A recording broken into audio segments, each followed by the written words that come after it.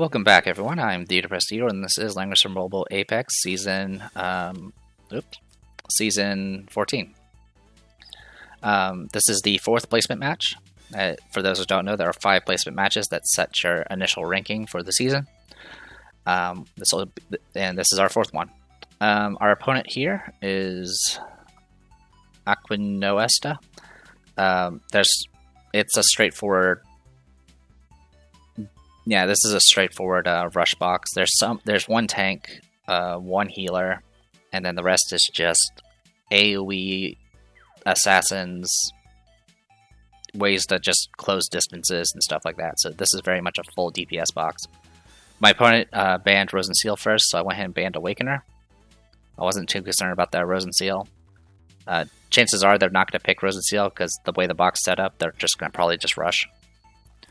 Went ahead and grabbed my Awakened. I lose my other 2 healers, so my only healer now is Sissy White, so I need to pick a healer if I want a primary healer. They grab Polyol as their opener. So at this point I go ahead and get rid of Connie and get rid of SP Leon. Sissy White is not exactly that great for dealing with lots of mass AoE damage, and Connie and SP Leon both do physical AoE damage, which is a lot more dangerous for mages than magic damage. So definitely want to get rid of them. Also, Connie just has ridiculous range.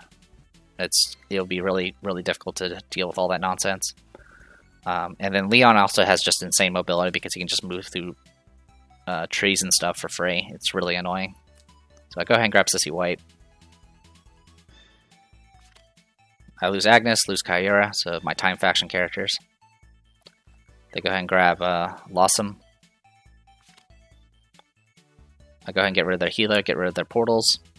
I go ahead and grab Lucretia. Feels like it's been a while since I've actually been able to use her.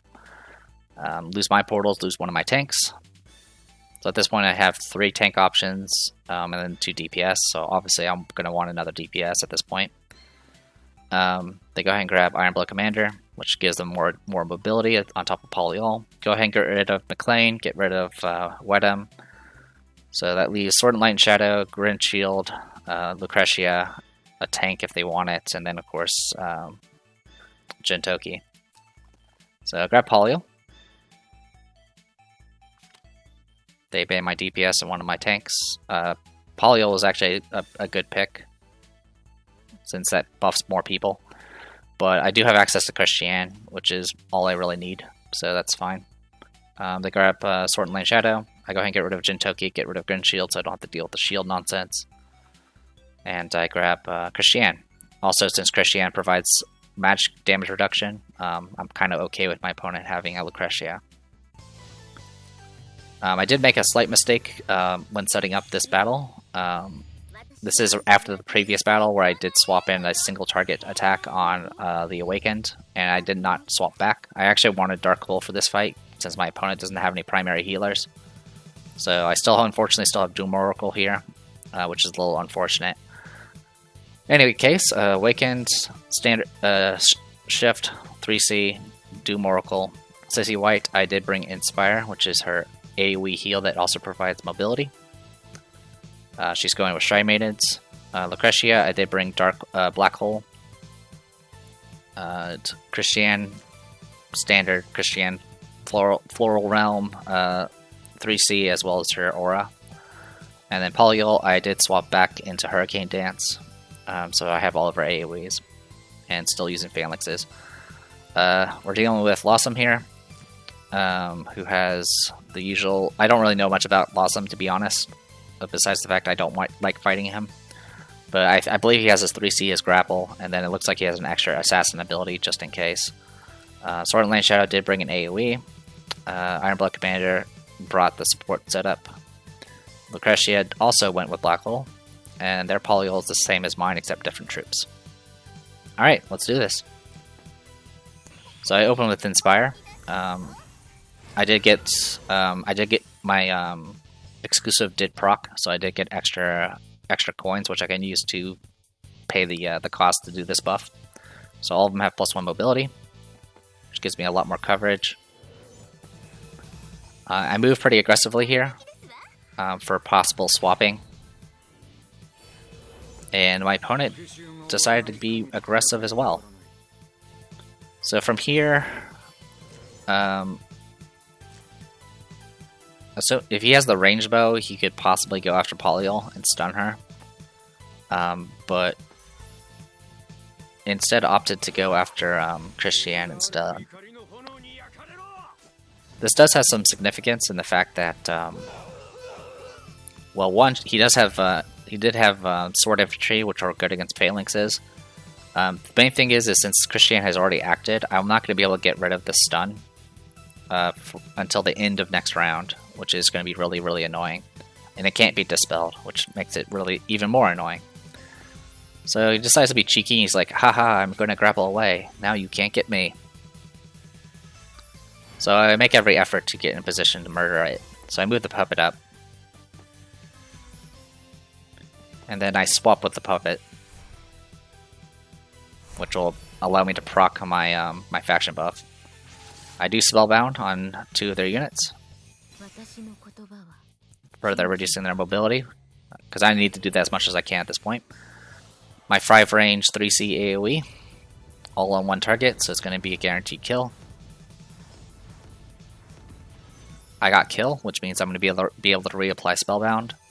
So I applied it on the puppet and Ironblood Commander. Alright, mass attack. Extra mobility here. So this does help a little bit. It essentially gives them an extra step of movement. Yeah, so they should have 5 movement at this point, but the Spellbound pretty much makes it so they only have 3, which is really helpful. One of the things I did check with Polyol is to see how far she can dash. She can dash all the way up to here originally if I had pressed forward, which would have it wouldn't have done enough. So I went ahead and just shifted down to kind of spread people out a little bit, and just kind of adapted from there. At this point, I go ahead and swap positions between Puppet and Lucretia. I also use this opportunity to go ahead and refresh. So, as mentioned before, if 3C only hits 1 target, the cooldown's reduced by 3, making it a 1-turn cooldown. And then, using the Golem's cooldown reduction, it refreshed the 3C immediately. As mentioned before, the big issue here, I wanted a Black Hole because it hits multiple targets, but also it has 5 range instead of 4 range, which makes it so I don't have to expose myself as much when I'm attacking. Speaking of, 5 range AoE here.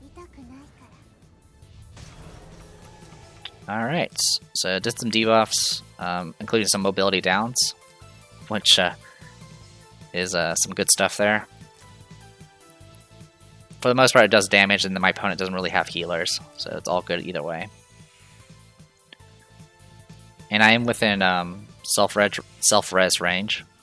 My opponent could have opted to do Sword and Light Shadow and just kill Lucretia.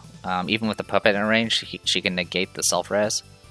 But instead, my opponent decided to be pretty aggressive here, and Black Hole instead. This could have been slightly dangerous because I'm not immune to silence. So silence on any of these characters would have been pretty rough. My Sissy White's pretty far away at this point, so it's not particularly safe. So I'll go ahead and move in. I went ahead and opted to just try to kill the puppet. So I move in, do a bunch of damage here. I kill the puppet, take off a life from Polyol. And I stun her. And I nearly kill Ironblood Commander. The dot nearly killed her.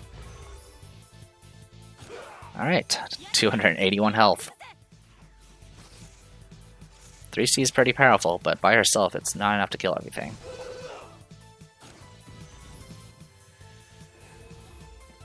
Alright, so at this point I go ahead and finish off Lucretia.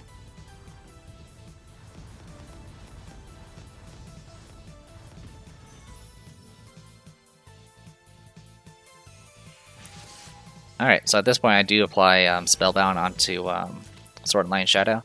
This is actually important because it means, I guess something I haven't talked about as far as Spellbound's concerned. Usually if you suffer anything like a mobility down or something that stops your movement, and you do like a special action like Strike, which gives you an extra move, usually that move is not hindered, but for Spellbound it is. So because it's not an actual movement debuff, it's instead an increase on movement cost when moving. So it actually applies to things like Strike or Lightning Slash, where it says it moves 3 additional spaces. Spellbound makes it so you can only move 2 additional spaces. So originally, like I mentioned before, it was possible for Sword and Light Shadow to maybe teleport to here and then get into ranged and kill Lucretia. But now, with Spellbound, she can't reach. She can't actually get killed. Instead, my opponent goes ahead and opts to go ahead and kill Polyol instead, which negated the self-res.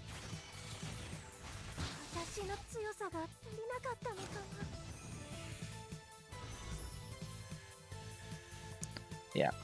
So one of the key things about doing the 5 range here to kill Lucretia was I wanted to stay just within range of Sissy White's Act Again. And her Act Again actually has 3 range instead of 2 range like Liana's. One thing I'm not entirely certain about. Okay, so it doesn't remove any debuffs. So yeah, the annoying thing here is I do have can't heal yourself. So the full heal from business strategy will not actually work. But the Act Again and the buff will definitely apply. And even split across like 3 targets, I would be able to get a. Well, actually, I can't even get killed there. I would have to use Doom Oracle. In any case, I would be able to go and kill Polyol, and then at that point, it'll just essentially just be Ironblood Commander who's completely debilitated, and a Sword and Light Shadow that's already used their 3C. So my opponent gives up at this point because the Act Again was going to come. And yeah, sure enough, lots of kills. There was one more match after this one, but my opponent actually gave up on the ban pick phase. Didn't even do a single round of ban pick and just immediately gave up. The box was definitely interesting. It looked kind of more like an old school traditional box, which is generally not very good in the meta right now. So it did have characters like Toa and stuff, which was kind of neat, but it was definitely not something that was going to be that dangerous. So with 4 wins and 1 loss, my loss was against someone that was a top 128 character, at least according to the charts. I'm gold 3, so I'm already at gold 3 right off the bat. Honestly, this box is a lot of fun. It's a lot less stressful. It's really annoying to be forced to pick your tank and healer really early, because your opponent will just ban them, usually, if you're doing like a 2-4 setup or something like that. And going 4-4 means I can kind of decide what my win condition is. And in all these cases, it was essentially Awakener, because she's just that good. I don't know why my opponents did not ban her. If they had banned her, it would have been a lot more difficult, to say the least. I think the one match I did lose Awakener. They did ban my Awakener, as well as my Rose and Seal. But yeah, as for the season rewards, anyone remember this guy? And then Apex Frost for the Fighting Monks. Okay, so yeah, get to look forward to all that. So yeah, the box is going to more or less stay the same for now. Honestly, I was very impressed with how well it worked. I was expecting to make a lot more mistakes and issues. That being said, Gold 3 is probably going to be a pain as always, because everyone's going to be trying to rush to their higher ranks, and so we'll be having to deal with the meta stuff more often now. I got to use Agnes a lot more. I think I only got to use Agnes like once last season, but honestly, she's really, really useful. Her fast cooldowns make things a lot easier, and she goes well with Awakener as for a 1-2 pick, which is really good. When it's going to be about I think less than 2 months before the collab characters come out. Next collab characters come out, and one of them is a character I intend on using in this box. She's essentially like a long-range sniper type, which is always fun to use. And she'll be essentially a win conditioner in herself, which will be really, really nice to have. Besides that, as you can see, the idea here is to use not only just use AoE, but use AoE that has long range, either through extended range through like Lucretia or Awakener, but also characters that just happen to have really long range and span, such as Lana here. So, fun stuff. Besides that, that's pretty much it for this week. I don't know how far we'll get this season. I'm going to be pretty busy sometime during July, and also with work, and also with some other gaming stuff I've been working on. But we'll see. Anyway, I look forward to it. So I am Theta Prestigio. This was Langrisser Mobile Apex Season 14. I'll see you guys later.